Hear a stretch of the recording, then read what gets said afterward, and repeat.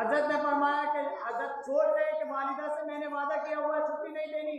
वालिदा के जहन में था और कहकर भी गई थी कि हजरत कुछ बनाकर भेजना, मेरी औलाद को वलीउल्लाह बनाकर भेजना, मुत्तकी बनाकर भेजना।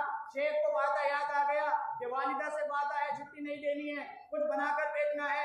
पर देखा कि हजरत ने बच्चे की तरफ देखा कि लड़कपन की हालत है, वालिदा की याद तो आनी है, अभी छोटा है, कि सोचा कि ठीक है। हजरत ने अल्लाह से दुआ की, अल्लाह मैं इस बच्चे को छुट्टी किस तरह दूं, कैसे करूं? अगर छुट्टी देता हूं तो वालिदा का वादा टूट जाता है, छुट्टी नहीं देता हूं तो बच्चे का दिल टूट जाता है।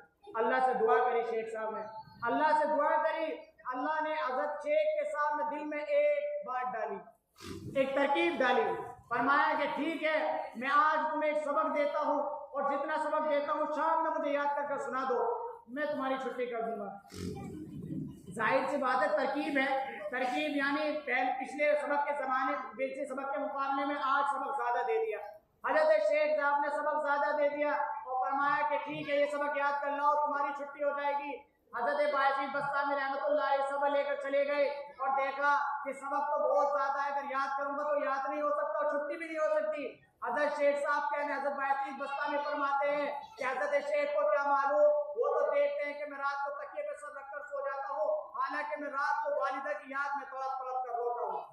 हजरत बायजीद बस्तामी रहमतुल्लाह ने सोचा कि सबक याद नहीं हो सकता और सबक मुझे अभी सुनाना है। बायजीद बस्तामी रहमतुल्लाह अलैह ने उस किताब को उठाया और किताब उठाने के बाद रहल पर रखी और रहल पर उठाकर अल्लाह के सामने हाथ उठाकर बैठ गए और अल्लाह से मुनाजात करने लगे, अल्लाह से दुआएं करने लगे कि अल्लाह मैंने अपनी वालिदा से सुना है कि तू हर मुसीबत में काम आने वाला है।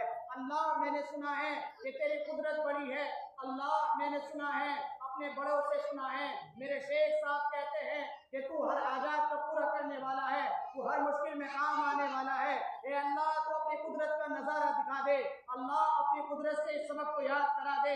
बायजीद बस्तामी रहमतुल्लाह अलैह अल्लाह से दुआ कर रहे हैं और अल्लाह पर यकीन के साथ दुआ कर रहे हैं कि अल्लाह मेरी वालिदा कहा करती थी कि अगर तुझसे कुछ चीज मांगे जाए तो तू अदा करता है। अल्लाह से इस यकीन के साथ बायजीद बस्तामी रहमतुल्लाह अलैह दुआ मांगी। उसका असर ये हुआ कि शेख साहब के पास गए सबक सुनाने के लिए, शेख साहब के पास बैठे और जो सबक हजरत ने दिया था, आओ फिलहाल ऐसा सबक सुनाया, ऐसा सबक सुनाया कि कहीं अटक और गलती का नाम निशान भी नहीं। हजरत शेख साहब समझ गए कि भाई माजरा कुछ और है, मैंने तो सबक ज्यादा दिया था। शेख साहब समझ गए